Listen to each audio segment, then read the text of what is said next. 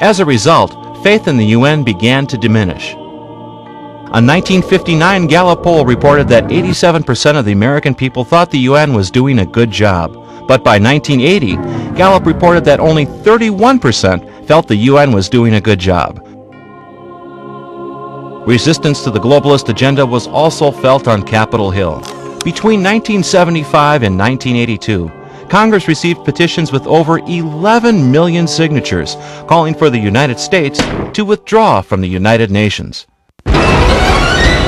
But the battle had just begun.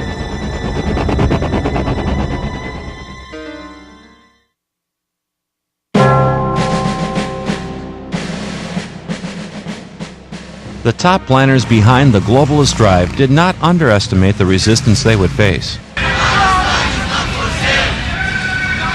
They were committed to build their new world order in whatever way they could, in whatever time it might take. That was the subject of The Hard Road to World Order, a frank article published by the Council on Foreign Relations.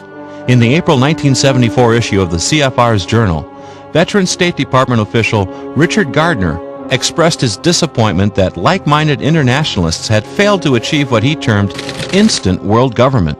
More importantly, he described an alternate route to the creation of an all-powerful superstate. The House of World Order will have to be built from the bottom up rather than from the top down.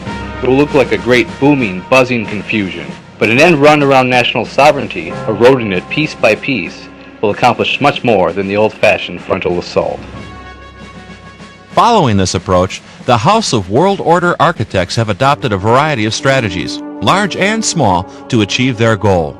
Yet the strength of each of their strategies rests on one key element: deception. For as British statesman Edmund Burke once said, "The people never give up their liberties, but under some delusion."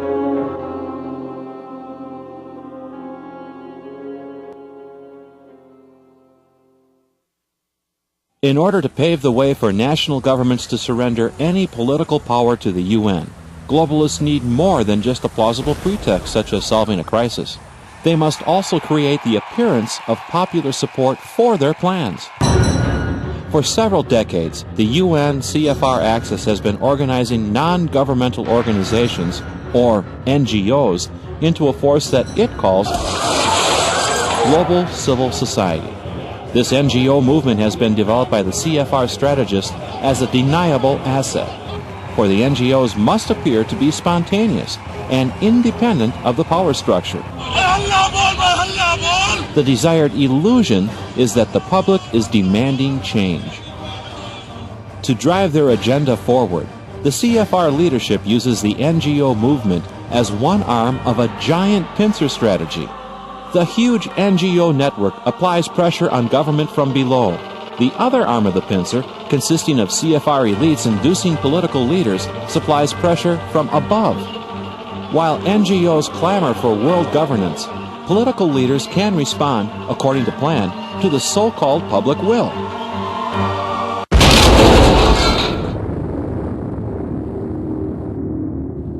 And the transfer of more power to the UN is achieved when the pincer strategy is employed with a variety of pretexts.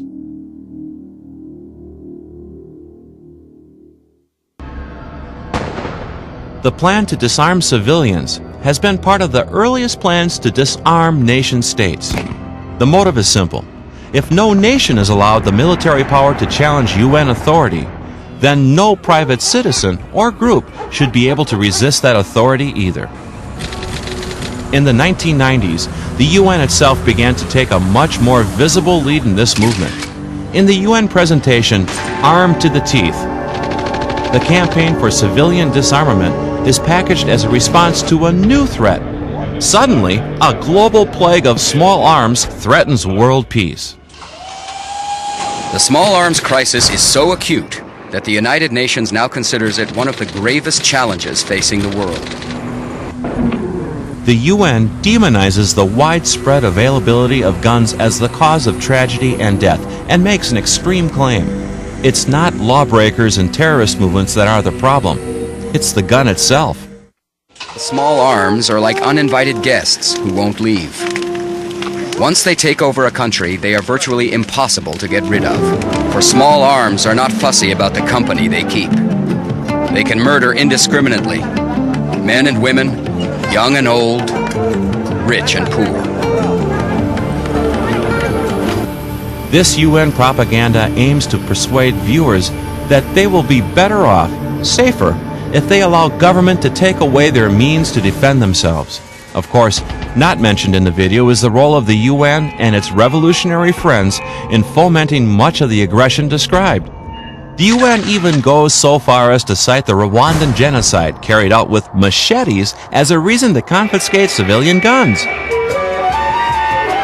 800,000 men, women, and children were murdered. A United Nations Special Rapporteur saw the disaster approaching. He warned the international community that if the arms were not collected immediately, the result would be catastrophic. In many of these instances, this horrendous slaughter could have been prevented if the civilian population had not been disarmed. Generating pressure from below, the NGO network also plays a critical role in the push for civilian disarmament. The Armed to the Teeth video contains a classic example of the pincer strategy at work. IANSA is a network of over 200 grassroots organizations from around the world, which coordinates the fight against the proliferation of small arms and also puts pressure on governments to act. IANSA was not created as the result of a spontaneous outpouring from global civil society, as the United Nations would insist. It is entirely a creation of the United Nations in collaboration with tax-exempt foundations and certain socialist governments in Europe.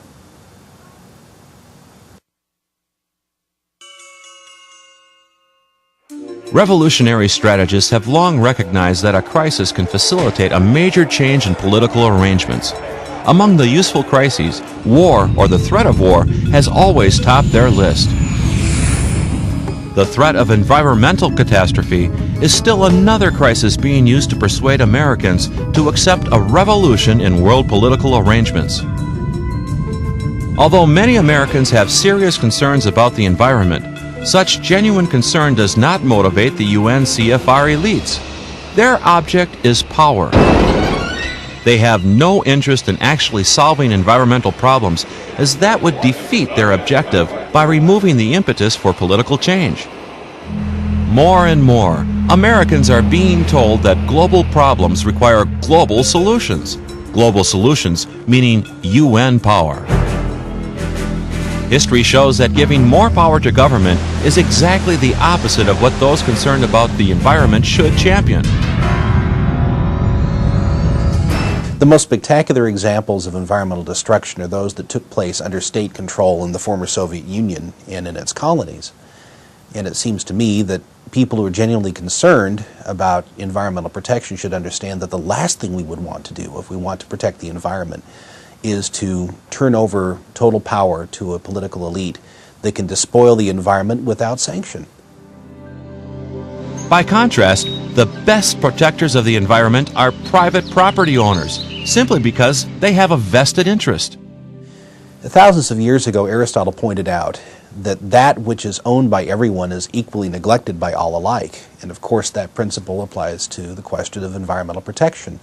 Obviously, the people who have the greatest interest in preserving the environment are property owners, people who want to develop property to increase its value and transmit it to their own children. Convened under the pretext of saving planet Earth from environmental destruction, the 1992 UN Earth Summit was a major watershed event for the globalist agenda. The summit put governments on notice that major changes were needed in economic agendas and in our institutions of governance. The Earth Summit gathering was designed to give the illusion of planetary democracy at work. Delegates labored over details of language, while the NGOs lobbied outside for tougher measures. In fact, the principal programs to come out of Rio had already been worked out well in advance by the CFR brain trusts.